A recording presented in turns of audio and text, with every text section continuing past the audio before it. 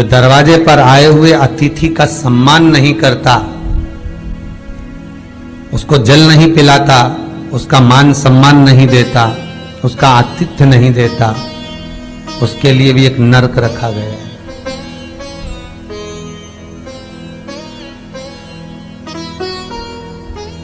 हजारों नरकों में एक नरक वो भी है जिसका हमने आतिथ्य ना करा हो। मेरा बहुओं से निवेदन है, सास के रिश्तेदार आए तो आप उनका भी आदर करिए, और आपके रिश्तेदार आए तो आप उनका भी आदर करिए। जेठानी के रिश्तेदार आए तो आप उनका भी आदर करिए, और देवरानी के रिश्तेदार आए तो आप उनका भी आदर करिए। आप किसी न किसी रूप में जो अतिथि आया है वो न जेठ का है, न देवर का है, न वो सास का है, अतिथि घर का है,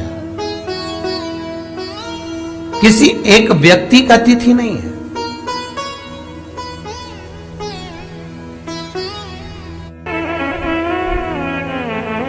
बड़ी बहू सोचे कि मैं घर की बड़ी, बड़े परिवार की, मेरे पास में बहुत धन दौलत, मैं काहे को गिनूं किसी मेहमान को। छोटी बहू सोचे मैं काहे को गिनूं, मंजली सोचे मैं काहे को गिनूं, संजली सोचे मैं काहे को गिनूं।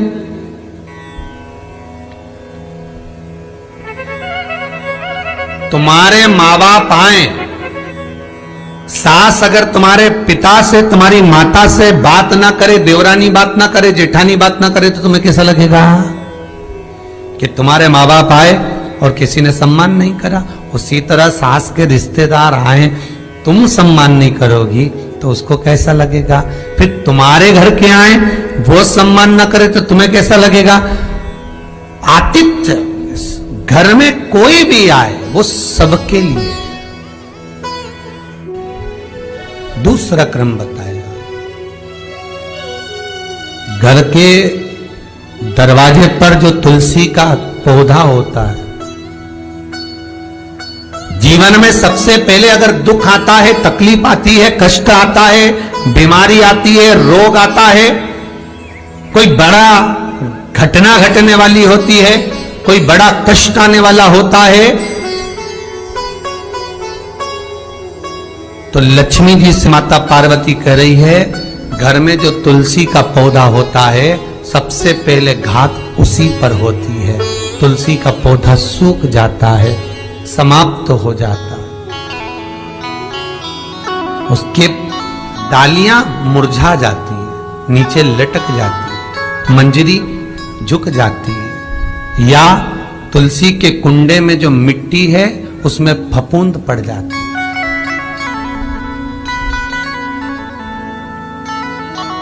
कितना सुंदर बात कही है महाराज। तुलसी के क्यारे में, पद्म पुराण, तुलसी के क्यारे में जो हम जल डालते हैं, वो जल हमने जब डाला और वो जल अगर नीचे गिर रहा है, उसका भी दोष वर्णन है महाराज, उसका भी दोष हमारे शास्त्रों में वर्णित किया गया। तुलसी के क्यारे में अगर जल डाल रहे हैं और वो जल जमीन पर बह रहा है, गिर रहा है, उसका भी दोष है। तुलसी के क्यारे में उतना ही जल दिया जाए जितनी मट्टी सोख ले, 2-4 8 बूंद पानी गिरे चल जाएगा। तुलसी के क्यारे में छिद्र रहता है, बूंद बूंद पानी टपक जाए वो चल जाएगा। पर तुमने तुलसी के क्यारे में जो जल भरा, लोटा भर भर के डाल दिया, और ऊपर से जो जल कुंडा भरा कर उलीच में से, अर्थात भराने के बाद जो नीचे गिर रहा है, वो दोषपूर्ण है महाराज, उसकी दोष था।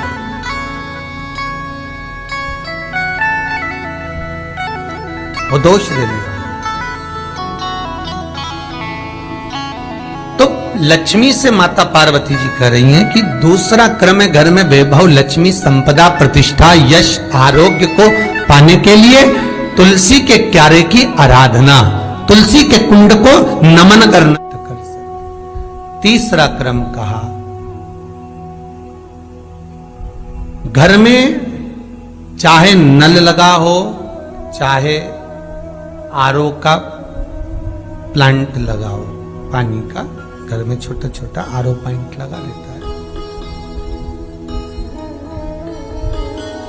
फिर भी घर के अंदर रसोई घर में एक छोटा सा मटका, मटका नहीं तो हंडा, हंडा नहीं तो बाल्टी, बाल्टी नहीं तो कलसा, पानी का भरा हुआ जो नारी रखती है, दूसरे दिन उस पानी को बाहर ढोल कर फिर वापस धोकर भर लेती है। मटका रोज धुलता है, हंडा रोज धुलता है, प्रतिदिन का।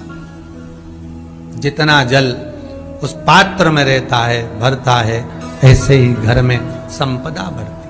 3 क्रम बढ़ता। चौथा, नारी के मस्तक पर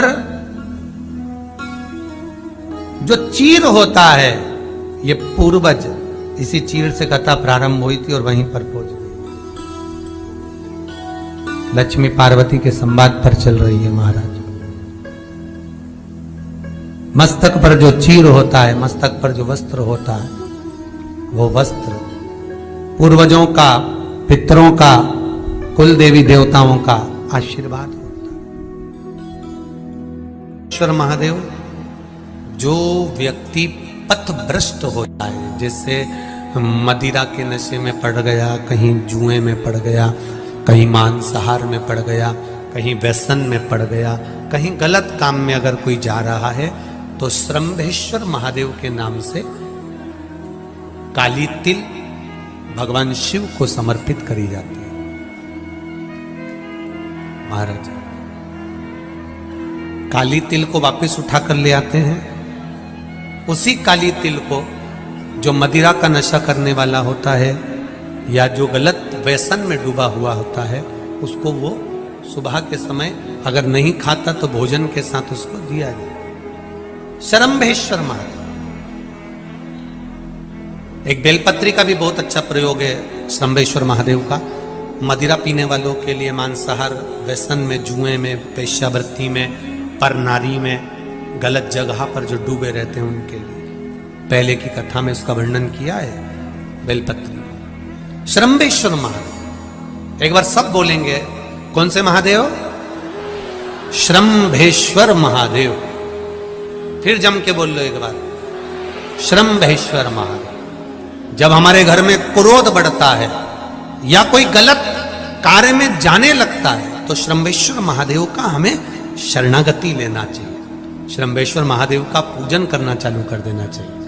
कई लोग कहते हैं महाराज जी ये श्रंभेश्वर महादेव का मंदिर कहाँ मिलेगा, हम कहाँ पूजन करने जाए? कहीं नहीं जाना, तुम्हारे घर के पास में जो शंकर जी का मंदिर है वहीं जाओ, उसी देवालय में, उसी मंदिर में जाओ। श्रंभेश्वर महादेव के नाम से जल चढ़ाना प्रारंभ करेंगे। वो जल जो गलत संगत में पड़ा हुआ है उसका आचमन कराना प्रारंभ करेंगे। अपने आप उसकी धीरे धीरे बुद्धि सुधरना प्रारंभ हो जाएगी। ऐसा श्रंभेश्वर महादेव का